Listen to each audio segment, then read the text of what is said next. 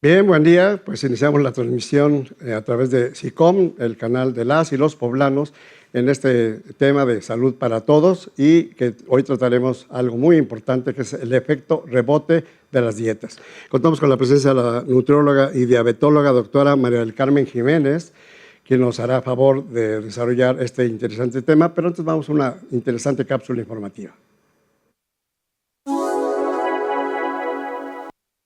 Bajar de peso rápido puede parecer una victoria, pero ¿qué pasa cuando ese peso regresa e incluso aumenta? Hoy hablaremos del efecto rebote, un fenómeno muy común después de seguir dietas estrictas o restrictivas. El cuerpo humano es sabio. Cuando detecta una disminución drástica de alimentos, activa mecanismos de defensa, disminuye el metabolismo, ahorra energía y aumenta la sensación de hambre.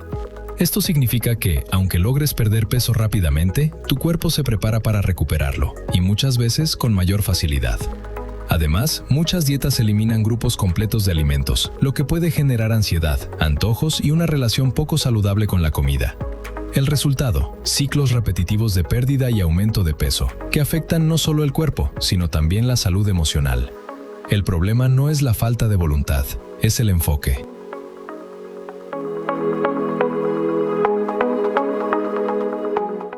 Bien, pues iniciamos con el enfoque de una diabetóloga experta como la doctora María del Carmen Jiménez. Doctora, ¿nos puede explicar para nuestra teleaudiencia qué significa realmente el efecto rebote? Pues bueno, el efecto rebote es un término más coloquial, como más lo conocemos en general, que ahora últimamente se le ha llamado ya efecto de reganancia de peso, que es el término como se está manejando ahora, la reganancia. Entonces, esto ocurre o el significado es que es un evento que se genera después de la pérdida de peso y sobre todo cuando la persona recupera sus hábitos que habitualmente tenía antes de hacer una dieta. Muy bien, ¿qué tan real es que después de hacer una dieta podamos recuperar el peso perdido y además ganar más? Sí, es totalmente cierto y es posible incluso ganar más. Lo que ocurre en el proceso de pérdida de peso es que cuando se está sometido a una dieta restrictiva, aquí puede haber varios factores, entre ellos el tipo de peso que nosotros reducimos. Lo ideal es que nada más pierdamos grasa corporal, que es lo que quisiéramos, pero muchas veces y dependiendo del tipo de dieta se puede perder agua, se puede perder tejido magro, adicionalmente a la grasa. Y nuestro tejido magro, que sobre todo es la masa muscular, es un tejido muy importante para mantener el metabolismo del cuerpo y es el tejido que más consume calorías. Entonces, si nosotros en este tema perdemos sobre todo masa magra, ya nuestro metabolismo va a ser más lento que antes que empezáramos la dieta. Y entonces la reganancia puede ser significativamente mayor de lo que habíamos perdido. Muy bien, muchas veces la gente en lo general se pone dietas autoimpuestas, o sea, me quito el pan, me quito la tortilla, pero después de que viene una aparente pérdida viene un rebote. ¿A qué se debe esto? Pues se debe precisamente a lo que estábamos platicando, que depende el tipo de dieta y lo que perdamos en nuestra composición corporal, lo que va a generar esto. Por eso es muy importante cuando nosotros vamos a tener un paciente en pérdida de peso, que el paciente tenga claro que es un proceso que muchas veces no va a ser tan rápido, cuando es saludable no va a ser tan rápido. Hay dietas o lugares donde a lo mejor les dan incluso diuréticos, pierden mucho peso en agua, muy restrictivo en cuanto a grasas, inclusive proteínas, o sea, son dietas que a veces son demasiado restrictivas en calorías y que la persona emocionada va a bajar y se va a sentir muy contenta. Pero después va a venir el problema porque fue tal vez un peso ilusorio de agua que va a recuperar rápidamente o va a recuperar el peso o al momento de perder grasa también perdió mucha masa muscular. Y entonces nuestro metabolismo al ser más lento y tú regresar a comer alimentos que antes acostumbrabas, que eran los que te mantenían sobrepeso alto, a lo mejor vas a recuperar mucho más el peso. Entonces el paciente tiene que tener claro que, primero que nada, hay que considerar que esto no es un tema temporal o de moda o porque quiero entrar en el vestido para tal evento. O sea, es muy importante que nos centremos en que es una enfermedad crónico degenerativa la obesidad y que como tal no hay un término de decir, bueno, ya llegué a mi meta y chao, ya me deslindo, ya no voy a tener ningún seguimiento. Si nosotros no queremos recuperar, es importante seguir con el control médico, como todo padecimiento crónico. Muy bien, se dice que nosotros somos lo que comemos. Exacto. Entonces, depende del tipo de alimentación o en todas las dietas que se hagan puede haber el efecto rebote. En todo tipo de dietas, hasta las más saludables, puede haber el efecto rebote, porque simplemente, o la reganancia, porque simplemente regresamos a nuestros malos hábitos y no hay nada eterno más que la cirugía, en el que pues ya el cuerpo muchas veces está en la incapacidad ya de ciertos temas de absorción, de calorías, muy restrictiva la cantidad, y hay en muchas cuestiones el tema quirúrgico pues es irreversible, o sea, ya no va a haber más. Pero hablando de alimentación, de dietas, de pérdida de peso a través de este método que es básicamente clínico, no hay nada mágico que digas, baje de peso y para siempre, ¿no? O sea, no va a haber eso. Siempre puede haber una reganancia y unas más agresivas que otras, dependiendo el sistema con el que hayamos trabajado. También la otra parte muy importante de considerar es el origen del sobrepeso, porque no todas las personas tienen sobrepeso u obesidad porque comen mucho. Hay gente que incluso come muy poco, su ingesta calórica es pobre y que tienen un tema de sobrepeso que les es difícil controlar. Entonces hay que identificar también para ayudar a que no tengamos la reganancia, identificar el origen. Tal vez es resistencia a la insulina, tal vez hipotiroidismo, cambios hormonales, sobre todo en las mujeres es cuando empiezan a tener una elevación de peso, y si no corregimos la causa base que generó el sobrepeso y la mantenemos controlada, obviamente que después vamos a tener una reganancia significativa, ¿no? Un rebote significativo, porque no estamos cuidando la base de lo que generó el sobrepeso. Muy bien, para entender el efecto rebote, ¿es solamente recuperar el peso que perdimos o puede haber una sobreganancia de peso después? Puede haber una sobreganancia de peso, porque la tasa metabólica que le llaman, ¿qué es la tasa metabólica? Es la cantidad de calorías que tú gastas simplemente por el hecho de existir, ¿no? De mantener tus funciones básicas. Entonces hay una cierta cantidad de calorías que tú quemas por eso. Cuando hay una dieta restrictiva, muy restrictiva sobre todo, esa tasa metabólica baja, ¿sí? Entonces, lo que tú antes gastabas normalmente para mantener tu cuerpo sin condiciones de ejercicio, era una cantidad y después de la dieta baja todavía más. Entonces, si yo regreso a comer lo mismo que comía antes, ¿qué va a pasar? Pues puedo tener una reganancia a lo que yo pesaba con una adicional por la tasa metabólica que ya es más. Quemo menos calorías que lo que quemaba antes. Cuando hay pacientes que hacen una dieta muy restrictiva, ¿qué consecuencias puede tener después? ¿Puede desarrollar una diabetes? ¿Puede desarrollar hiperlipidemias? ¿O hay alguna consecuencia metabólica importante? Claro que sí, sobre todo hablando de lo que hemos comentado, que es la masa muscular.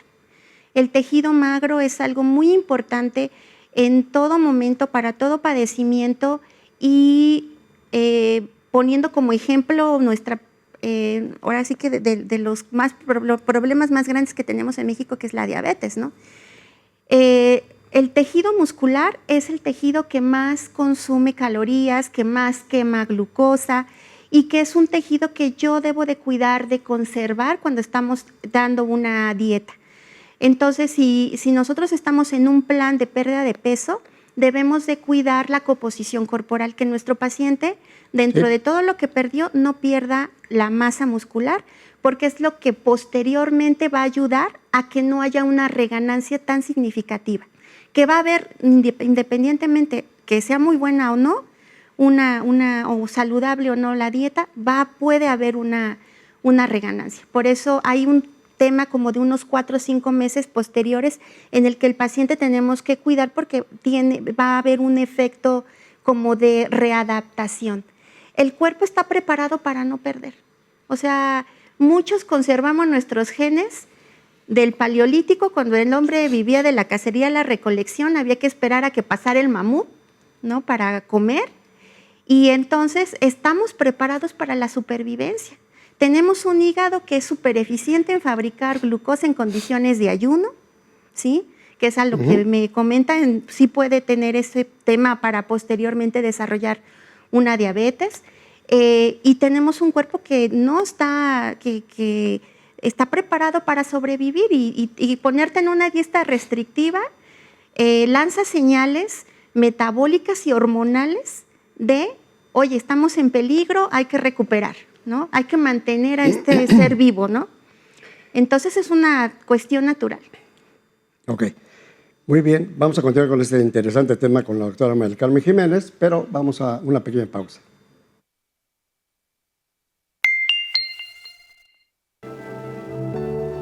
Entre el 80% y el 95% de las personas que bajan de peso con dietas restrictivas lo recuperan en menos de 5 años.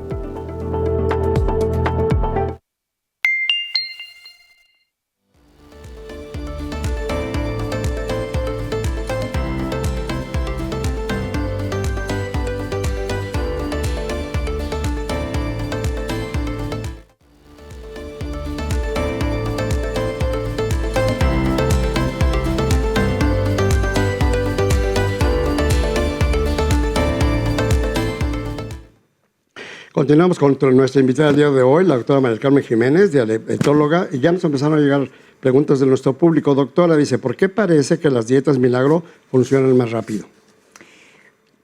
Parece que funcionan más rápido porque precisamente lo que estamos diciendo, pierdes muchas de las dietas milagro, la persona pierde líquidos, ¿no? Muchas dietas milagro están enfocadas a efectos diuréticos, inclusive jugos, tés, cápsulas que según son naturistas, que tienen como efecto principalmente a veces aumentar las evacuaciones, ¿sí?, generar diarreas, generar pérdida de agua y muy poco la cantidad que puedan perder. Sí pueden perder de grasa, pero va a ser bastante de líquidos, deshidratación y incluso pérdida de masa muscular. Perfecto. Otra pregunta, ¿qué es peor, hacer una dieta extrema un mes o mantener malos hábitos durante años? Bueno, yo creo que ninguna de las dos es buena, ¿no? Claro. O sea, yo creo que no hay una que podamos decir, esto es mejor, ¿no? Pero si algo va a corto plazo a poner en riesgo la vida, puede ser una dieta muy restrictiva. Y lo vemos en la cirugía bariátrica, ¿no?, en donde pues muchas personas han llegado a perder la vida porque la restricción con la que ya quedan este sistema digestivo es en algunas personas muy severa y pues ahí se puede perder incluso la vida en algo muy extremo, ¿no? Y nos ha tocado pues conocer este tipo de dietas, ¿no? Muy bien. Nos mandan una pregunta jocosa. Dice, ¿podemos bajar de peso pero sin dejar la vitamina T? O sea, las tortas, los tacos y los tamales. Bueno, yo creo que se puede trabajar en un equilibrio en ese sentido. Cuando yo tengo pacientes en la consulta, siempre les digo que por un día en una comida no pasa nada. Y hay alimentos que dentro de la vitamina T, que pues son los carbohidratos, las tortillas, fíjense que sí los hemos satanizado mucho, pero pues no es tan malo, ¿no? Y depende de la circunstancia de cada persona. Por ejemplo, tengo pacientes que ya perdieron peso, que están haciendo ejercicio, que no tienen pérdida de masa muscular, que están estables, no hay temas con el rebote. Muchos de ellos son diabéticos, porque muchos que veo son diabéticos, y que están en otras circunstancias de cuando empezaron. Entonces, porque se vayan a una fiesta y ese día coman lo que les invitaron, no va a haber problema, porque al final es todo un promedio de niveles o cifras, ¿no?, de glucosas en ayuno, postprandiales y finalmente el resultado que vamos a tener. Entonces, no es lo mismo. cuando yo empecé con este trabajo y mi mamá me decía algún día, mijita, pero ¿por qué me quitas mis tortillas y mis frijoles? Yo me crié con tortillas y frijoles, ¿sí? Entonces, ¿por qué ahorita no los puedo consumir? Ah, bueno, pues sencillo, ¿no? No es que los estemos satanizando a los alimentos. Eso es bien importante. No hay alimentos que vayamos a satanizar, simplemente que en qué circunstancias estás en este momento para poderlos comer. Entonces le digo, cuando tú te criaste con tortillas y frijoles, eras un palito de flaquita, eras niña, estabas en crecimiento, vivías en un pueblo, tenías 2 hermanos y le ayudabas a tu mamá a lavar la ropa de 2 hermanos menores en el río. Caminabas, regresabas, no, pues ahí te quemabas todas tus tortillas y tus frijoles, pero ahorita solo pones tu lavadora, te sientas a ver tu tele mientras la lavadora hace el trabajo y ya no, tu carga, tu necesidad energética ya no es tanta y estás en condiciones de descontrol de glucosa y con 20 kilos de sobrepeso. Si me doy a entender, no son las mismas circunstancias. Claro. Entonces, si tú quieres por ahí darte tu gusto, también debemos de ver en qué momento estás, ¿sí? En qué situación estás y a qué situación queremos también, o tu meta y que no te va a afectar en absoluto darte un gusto. Muy bien. Se habla mucho sobre los estudios que ya hay sobre la leptina y su papel con el metabolismo y otras hormonas. Claro. ¿Qué tan importante es este papel de estas hormonas? Pues estas hace muchísimo tiempo, no se conocían como ahora y son muy importantes porque es la base de ahora de muchos fármacos que se están utilizando y que, bueno, tenemos que conocerlos también, estos efectos, tanto de la leptina como la grelina, la insulina, que son de las grandes, podría decir, hormonas que tienen una implicación en la cuestión del peso y que inclusive nosotros de forma natural también podemos estimular su producción. Entonces, por ejemplo, las dietas que son ricas en grasas saludables son un buen estímulo para la producción de GLP-1, por ejemplo, a nivel intestinal, que es lo que hace que estés saciado, que tu metabolismo esté mejor. Es una hormona que se está utilizando ahora para el control de peso en forma de fármaco, pero que de forma natural nosotros podemos mantener su producción si conocemos que las dietas ricas en grasas saludables fomentan su producción. ¿Sí? Los pacientes lo que quieren es perder grasa, básicamente, pero claro, también pierden masa muscular. Se puede perder. Entonces, ¿esa masa muscular se puede rellenar después con grasa en la recuperación? En la recuperación, lo importante es que a la medida de lo posible del paciente, no siempre es una personalización. No todos los pacientes pueden hacer ejercicio. O sea, yo tengo pacientes que tenían fibromialgia, que tienen artritis, que por alguna situación están incapaces de hacer alguna actividad. Pero es muy interesante y satisfactorio que cuando van perdiendo peso de forma saludable, inclusive los dolores, todas las enfermedades inflamatorias se van mejorando y el paciente recupera su capacidad física para hacer una actividad, para hacer ejercicio y poder recuperar esa masa muscular. De hecho, muchos pacientes ya entran en déficit de masa muscular, o sea, por sus enfermedades que tienen concomitantes, ya entran en déficit. Entonces, hay que rellenarla no con grasa, sino recuperando la parte de la masa muscular. Muy bien, se dice que lo que más nos prohíben es lo que más queremos. Entonces, sí, claro, en el momento de la recuperación de la pérdida de peso, ¿se siente más hambre y tenemos más antojos?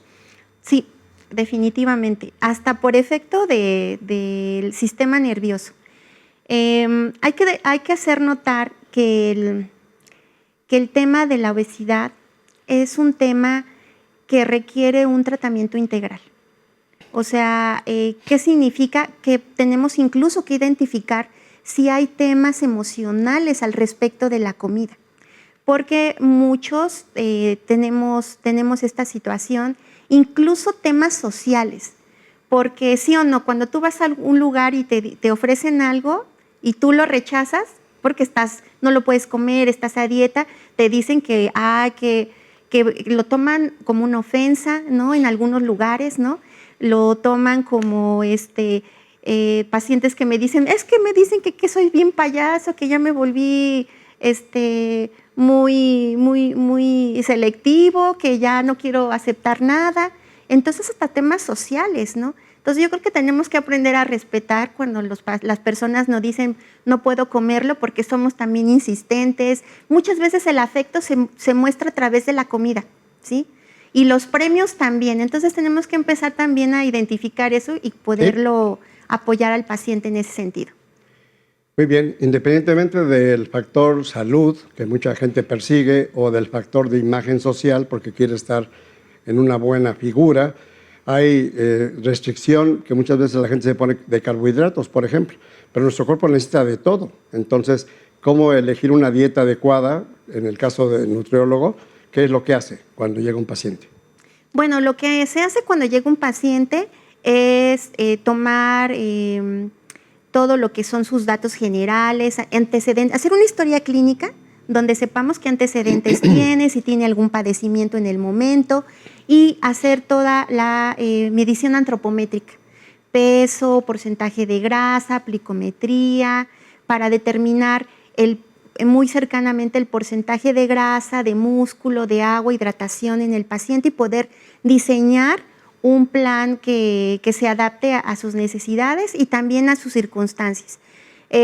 También tratar de que incluso se tiene que valorar la cuestión económica, porque pues si dices, no, pues el nutriólogo me va a dar puro salmón todos los días, dice, pues no voy a poder llevar la dieta, con alimentos que sean accesibles a la economía de la persona.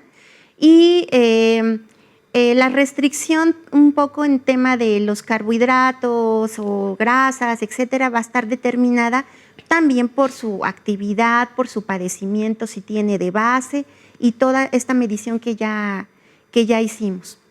Con respecto a lo que comenta, el efecto rebote lo vemos en qué nivel socioeconómico, alto, medio, bajo. Pues en todos, o sea, en todos puede ocurrir. Pero uno que es más importante, pues yo creo que en el medio socioeconómico de medio a bajo, porque hay alimentos que son muy altamente calóricos que son baratos. Sí. ¿Sí? Entonces, siempre tenemos que ponernos creativos como profesionales de la salud para darle opciones económicas a la persona, prácticas, porque a la mano están cosas que son económicas y mucho más prácticas y que, bueno, básicamente sacian la necesidad de calorías y de sentirse lleno, pero que no te aportan pues nada, ¿no? Y eso estamos luchando en contra de eso todo el tiempo, ¿no? O sea, si nosotros nos salimos a ver qué opciones alimenticias tenemos saludables en cantidad, en comparación con las que no son, ¿no? Tienditas o puestitos en cada esquina de comida que no es saludable o que es práctico, ¿no? Paso y me compro unas galletas y un refresco, claro, y ya solventé mi necesidad de calorías, nada más. Muy bien, vamos a continuar con este interesante tema del efecto rebote y les invitamos a nuestro público a que marque y nos comunique sus dudas al número que aparece en la pantalla. Vamos a una pequeña pausa y regresamos. Las dietas muy bajas en calorías pueden reducir el metabolismo hasta en un 15 a 30%.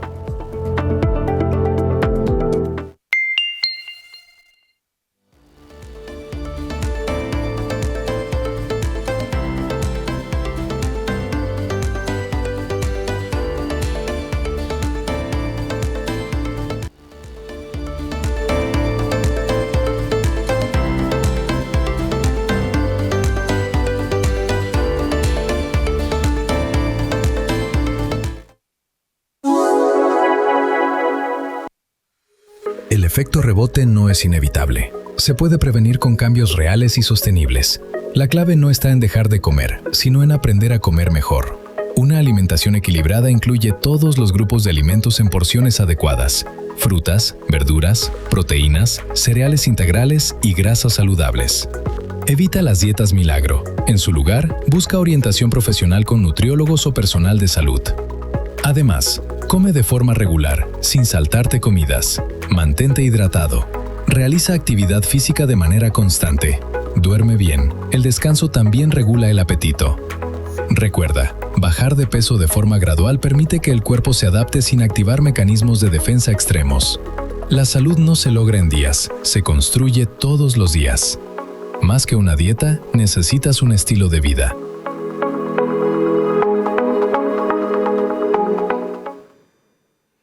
Continuamos con este interesante tema del efecto rebote con la doctora especialista en bariatría y diabetes, la doctora María del Carmen Jiménez. Doctora, nos llega otra pregunta de nuestro público. Dice, tengo resistencia a la insulina y una nutrióloga me dijo que la proteína me iba a ayudar, pero mi médico me dijo que los scoops de proteína era lo que me estaba subiendo el azúcar. ¿Qué tan real es esto? Bueno, pues depende también. Hay fórmulas que son apoyan bastante en el tema del peso. La suplementación es importante. Y hay algunos que depende de la composición. Por ejemplo, hay algunos scoops que se utilizan en la parte de las personas que hacen ejercicio y que son muy ricos, demasiado altos en carbohidratos, porque están diseñados para personas que entrenan muy fuerte, ¿no? Que hacen pesas, que tienen muchas horas de entrenamiento y que no serían adecuados para una persona que está en un proceso de pérdida de peso. Y hay algunos otros que sí pueden ser saludables. Entonces, depende si el médico vio su composición de su proteína y determinó esto, probablemente porque tengan demasiados carbohidratos. Muchas veces nos preguntan los pacientes, por ejemplo, de que empezaron con un color más profundo en el cuello y que piensan en que ya tienen acantosis nigricans y que es una de las partes de la resistencia a la insulina. ¿No piensa que está sobrediagnosticando la resistencia a la insulina? Bueno, la resistencia a la insulina es un tema que es, dijéramos, hasta controversial, porque por cuestión natural la podemos ver como padecimiento, pero también la podemos ver como un factor que nos ayudó en un tiempo en el que teníamos una dieta muy restringida, ¿no? Se sabe o se ha visto en algunos estudios, en algunas publicaciones, que la resistencia a la insulina fue lo que nos permitió la supervivencia cuando nosotros éramos cazadores, recolectores y nómadas, ¿sí? Porque de esa forma pues, podíamos tener la capacidad de hacer reservas. Sin embargo, es muy fácil dependiendo las regiones en el mundo, pero nosotros acá en América Latina y sobre todo en México tenemos esa tendencia genética a la resistencia a la insulina, que si lo vemos desde un punto de vista como las razas, como los animales, es como decir, muchas veces estamos en el medio alimenticio equivocado, ¿sí? De acuerdo a nuestra genética. Como un león, si lo quieren hacer vegano, ¿no? Se va a enflacar, se va a enfermar y se va a morir. Entonces, muchas veces hay algunos compañeros médicos o literatura que yo he tenido la oportunidad de leer, donde dice, bueno, no es que esté equivocada, no es que estés con defecto, no es que estés defectuoso tu cuerpo, más bien el defecto es el medio alimenticio en el que ahora estás, que no corresponde a tu genética. Entonces, la resistencia a la insulina es casi inherente, ¿sí? Y muchas veces lo vemos como enfermedad, cuando como médicos decimos, es que la persona padece resistencia a la insulina, cuando es una cuestión que incluso puede ser en algún momento fisiológica y que nosotros tenemos que conocer nuestro cuerpo para saber que tal vez hay alimentos que no son tan buenos para nosotros en exceso, ¿no? Y manteniendo un equilibrio. Entonces muchos dicen, no, pues es que tiene el cuello oscuro, hay muchos datos que tienen que ver con la resistencia a la insulina, pero finalmente el médico es el que va a determinar, y los estudios de laboratorio que se hagan, quien va a determinar qué tan intenso es el problema, qué tan grave es y cómo irlo resolviendo, ¿no? Los famosos detox o las dietas cetogénicas o inclusive algunas dietas que recomienda la Asociación Americana de Cardiología, porque sabemos que las enfermedades cerebrovasculares, cardiovasculares son de las más importantes tanto en México como en el mundo. ¿Qué tan importante es para desarrollar este tipo de problemas de efecto rebote? Pues bueno, el efecto rebote finalmente va a ocurrir, no importa, no importa la dieta, pero ya sabemos que entre más restrictiva sea, más recuperación. Y además, el otro tema va a ser la sostenibilidad. O sea, si yo llevo una alimentación muy restringida o una dieta cetogénica, que tampoco vamos a satanizar, puede ser útil en muchos padecimientos. El tema aquí, yo creo, ¿qué tan sostenible es ese cambio que estamos haciendo? Porque no, independientemente de la dieta, del sistema, de si es restringida, de si es cetogénica, de si es la que comentó el cardiólogo, etcétera, lo más importante es saber si es sostenible. Porque si no es sostenible, con todas vamos a tener de mayor o menor rebote, ¿no? Entonces, si hay una alimentación, un plan en donde no pueda ser sostenible, definitivamente vamos a tener recuperación de peso. Entonces, yo creo que lo más saludable es que seamos conscientes de eso, de que si es sostenible, el resultado también va a ser sostenible. ¿Sí? Muy bien. Sabemos que nuestra evolución biológica natural termina aproximadamente a los 25 años en cuanto a osificación, desarrollo muscular y todo lo demás. Y que de aquí deberíamos de mantener nuestro peso toda la vida, con base en alimentación, hábitos saludables, ejercicio, toda una serie de características. Pero ¿qué pasa con los rebotes? Porque empezamos a tener trabajos sedentarios, que entramos a las 9 de la mañana, salimos a las 6, 7 de la noche de la oficina, ya salimos cansados, ya no queremos hacer ejercicio, comimos lo que pudimos. ¿Qué tanto afecta a nuestro cuerpo y en qué momento es lo ideal para iniciar una dieta adecuada para toda la vida? Pues yo creo que estaba muy en base, lo acaba de decir perfecto, mucho en base a conocernos y saber en qué situación estamos, ¿no? En qué momento estamos de nuestra vida. Hay muchos cambios, o sea, hay personas que llegan y dicen, es que yo antes era muy delgado, ¿no? Y empecé a subir de peso a tal edad, ¿no? ¿Qué dejamos? Y dice, yo sigo comiendo lo mismo. Muchas personas dicen, mujeres me han tocado ahora que entran al proceso de menopausia y el cambio hormonal es tremendo. Y que dicen, es que a partir de que entré al tema de la menopausia, empecé a subir y yo no he cambiado mi alimentación, sigo comiendo lo mismo.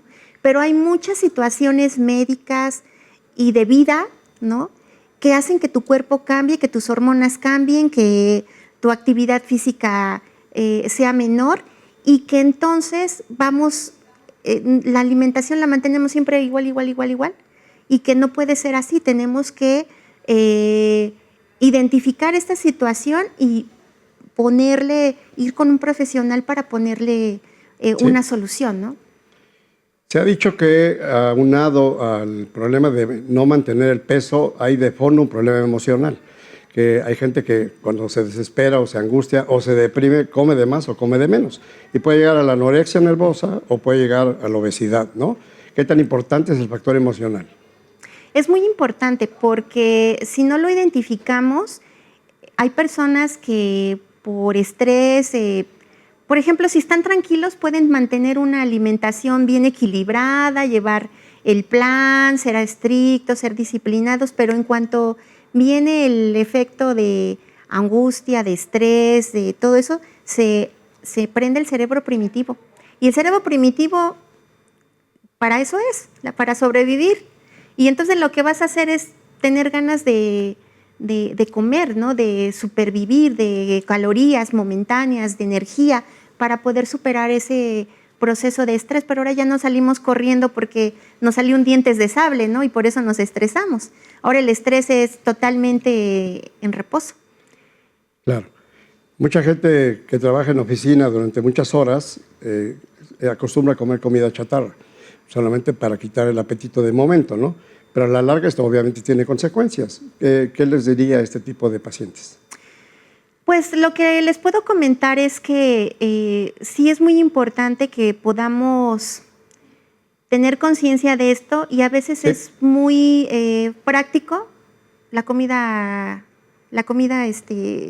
rápida, ¿no? En la oficina, pero hay que ir haciéndonos conscientes de que sí es importante llevar el lunch como antes se hacía. En los tiempos que no había tanta comida, ¿no? Yo me acuerdo que mis familiares, abuelos, tíos, y antes que no existía tanta disponibilidad, pues llevaban el lunch, ¿no? O nosotros en la escuela, ¿no? Todavía a mí me tocó la fruta, el pepino con chile y limón, el agua de limón que casi nos la hacían sin azúcar, ¿no? De niños, y ahora pues yo no veo que, pues más que les den dinero o cosas prácticas, galletas, el yogur, el jugo. Entonces son alimentos altamente calóricos, ¿no? Y tanto para un niño como para un adulto con mayor razón. Sí. Bueno, vamos a continuar con este interesante tema con la doctora María del Carmen Jiménez, pero vamos a una pequeña pausa.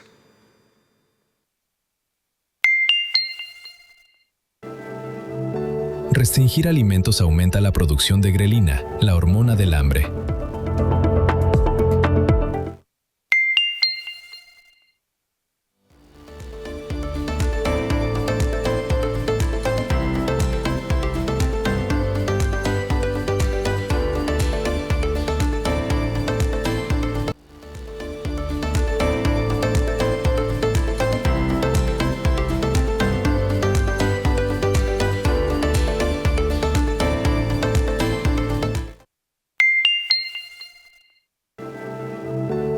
El cerebro interpreta la pérdida rápida de peso como una amenaza de escasez.